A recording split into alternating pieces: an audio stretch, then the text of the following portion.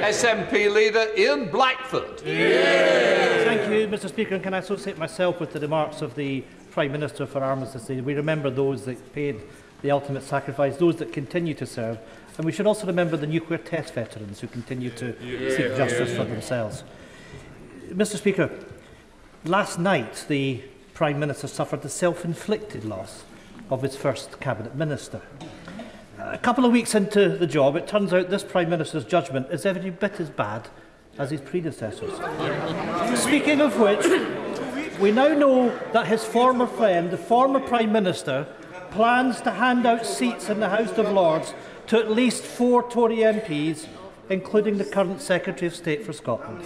So here's another test of judgment for the new Prime Minister. Does he think it right to keep a man in a cabinet who's clearly far more interested in getting his hands on an ermine robe than playing by the rules of Scottish democracy? Mr Speaker, I'm obviously not going to comment on speculation around such lists. Any list would, of course, follow the normal procedures and processes that are in place. Ian Blackford. I'm afraid it's not speculation, and of course the Prime Minister clearly doesn't get how corrupt this all looks to people in Scotland. Because not only do we have a UK government that denies democracy, we now have a Secretary of State that is running scared from it.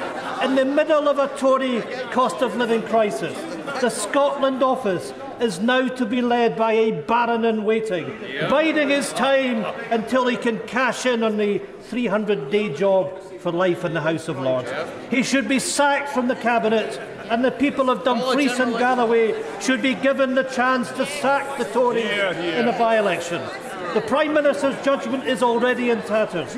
If he has any integrity left, will he now put a stop to these 2 predecessors stuffing the House of Lords with his cronies? Mr Speaker, what the Secretary of State and I are jointly focused on is working constructively with the Scottish Government to deliver for the people of Scotland. I'll be pleased to be meeting the First Minister tomorrow because that, I think, is what the people of Scotland want to see.